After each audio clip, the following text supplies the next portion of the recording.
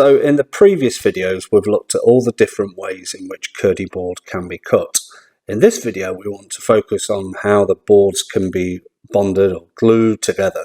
We're using a product here called KERDI-FIX, which is an MS polymer adhesive.